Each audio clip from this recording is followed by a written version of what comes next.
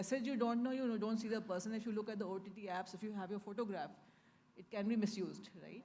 So safety is a concern, spamming is a concern. But from an enterprise perspective, their objective was, okay, my customer is getting onboarded, I want to communicate something to them. They are sending messages, it is not reaching the end user. Where is that message going? Correct. If it is reaching, it is actually not what they sent. It is manipulated. Their name is being misused by someone else to send fraud messages, right? Correct. End of the day, now it's the last new problem is artificial generation. Correct. Because they are paying for the messages, somebody is generating more messages by using some technology. These kind of things are destabilizing They are overall market. so Correct. Yeah. the channel will not go away. Business messaging is not going to go away. There are alternate channels. They also face the same problem. This problem is not for SMS. This problem is even for WhatsApp, even for RCS or any other channel. Correct. Like 2 days ago, I received a message. You want to do a part-time job. The message is coming from Mumbai. I'm from Mumbai, and the number is of Iran, right? So there are different the kinds of threats, property messages. The moment you stop at one source, it finds another source. Correct. So the person who's actually giving that technology has to then see how they can protect it. But the more and more third parties you will have, the chances of this is going to be still there. You So can't really basically, eradicate. yeah, building that trust is really important. Building the trust on the channel of the message is very important. Yes. But then how do we combat these kind of threats? Like Shalini, if you can add some perspective to this. As Shikha mentioned that, there are multiple modes of communication that is happening. It's not only on SMS, it's spreading on WhatsApp, Viber. Now, we also need to look at another aspect that, why is it that this fraud is increasing to such a large extent? One of the factors is also the pricing, the commercial models Correct. that we have today. The pricing, initially when A2P started some years ago, the pricing was way lower. Especially I'm talking from an international A2P perspective. Pricing was much lower, and it was an easy medium for enterprise, for brands to communicate to their customers. Yes, at that point as well, there would be a lot of thrashing that would happen. But the percentage of thrashing, when we say, would be much lesser. Got it. Because the pricing was not that high. That was a price that could be absorbed by the brand, by the OTT, Right. and even by the middle players who would actually terminate that traffic. Today, the pricing even at the MNO's end, because even the MNO realizes the revenue that it gains from this termination, which has become an added value stream for the MNO as well, for an A2P business. So then the pricings have increased. So And pricing factor should be from the MNO perspective, like they should be looking more into it. that also has right? to be looked at, because an OTT brand may not be willing. Like you have some markets where I'm specifically talking from an international A2P perspective, a pricing which used to be at 4 cents today has gone to 21 and 25 cents. You have OTPs who are not willing to pay that price. But do you really think only the commercial models will help to it gain has- the trust? No. No, you have to have a blended opportunity looking at it. There has to be a commercial model as well as some kind of solutions, which could be your firewall solutions, which could be your authentication, which could be multiple layers of security that you built in, where this traffic does not go away. And the objective of the entire solution should be that the traffic of A to P should not go into other modes of. Right. So in Revenue. terms of commercial modeling is one, and second you said as a technologist. So maybe Kunal coming from the technology background, how will you see that threats will be minimized or trust will be gained? Yeah. So on the technology side, so let's say when we are talking about messaging, the whole ecosystem of messaging, we have various stakeholders. We have the originators who are the enterprises, we have aggregators, and at the end we have telcos who are actually touching the customer. They are at the end point. So on a technology per se, it should be a very collaborative approach between all the stakeholders of this industry to protect the industry they are working on. As in the enterprises must have a criteria of selecting the right aggregator who has the knowledge of fraud management or has some system of at least reporting if there is any kind of fraud. Correct. Similarly, when it comes to aggregator being a person, they switch a lot of traffic internationally, even domestically.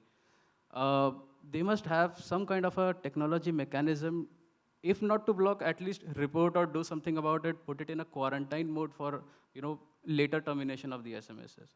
But the most important stakeholder over here is the telco themselves, who are the persons who are actually touching the customer.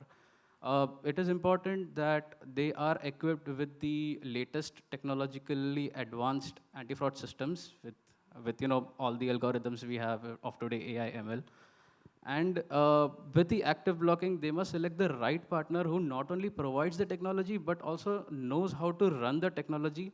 A partner who has visibility on the frauds which are happening globally so that they can protect the network beforehand, even before the frauds try to enter the network. So I believe it is a collaborative approach between all the stakeholders of the industry to correctly tackle this problem. This will help you to gain the trust of the consumers, I believe.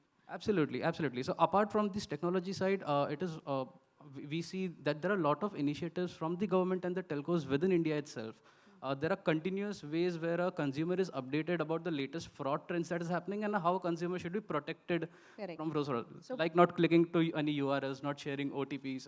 Even if there are fraud cases, it is actively reported in the media houses so that people are aware what's Governments are happening. taking measures, but they should be more equipped and more advanced in terms of spreading the awareness, I believe. So to combat the threats, maybe I'll say like commercial modeling is one aspect and the technology advancement is the other aspect we should be looking And at. collaboration is the third The one. collaboration in the entire ecosystem of the messaging business. Absolutely. So, like, what really needs to be done to improve the trust to bring messaging to the new markets? Like, how will you put your point, Alexi, Himanshu, like, if you can?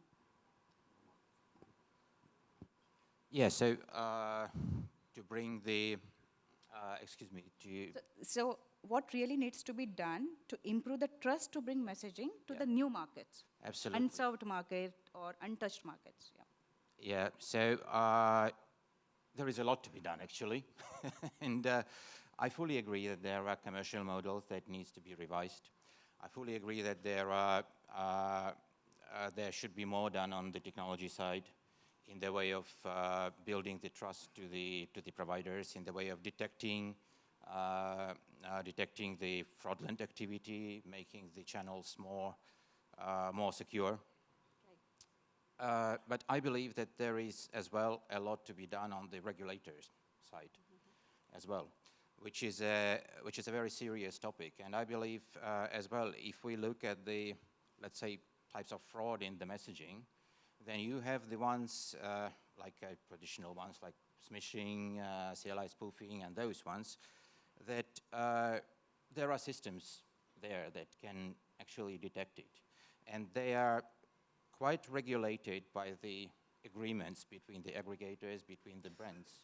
But there is as well the new, like not the new, but the types of fraud that became, that have been seriously growing through the last couple of years. When you are talking about the new markets, which are unserved markets, so I believe there will be the limitations of regulations. Regulations are not predefined or not very well defined. Even operators are not well equipped in such new markets in some parts of Africa or the Oceania region. No, absolutely, but this is one of the things I'm trying to get to. There should be like a global regulation, and there should be certain ways that a combined effort or joint effort to fight as well the types of one of the biggest threats. Yeah, is in artificially inflated traffic. Yeah, maybe Himanshu would like to add something. Yeah. Okay. Yeah, in fact, I just wanted to touch upon one practical point of discussion, which we in fact spoke about at the party last night as well. Taking the example of Oceania, a small island like Niue with maybe a few 100,000 people or even less than that. Yeah. The users were just relying on one-step authentication, which was only email. They didn't even know that authentication passwords existed. And now with people like, for example, GTS entering and giving that second factor of security to them. So it's very important in that case to reach out to newer markets. There's a lot of course, security concerns out there. And it's good to have an approach to reach out to these untapped areas. Correct. And to securize their overall network. Correct. So great job to GTS, by the way, on the Niue acquisition. Thank you, thank you. So this is the awareness which we are spreading basically, like not only targeting the big ones, because of course India is such a big market, as James already mentioned, it's 18% of the entire world. But we should also focus on the small pockets of the world where people are living, and they are relying on partner like us to get the reach towards them and have the availability of all the knowledge across the globe, whatever is available. Good. So, what are some emerging trends and challenges in the field of messaging security and anti-fraud? So, anyone like Kunal would like to take it up, Nayan, whoever.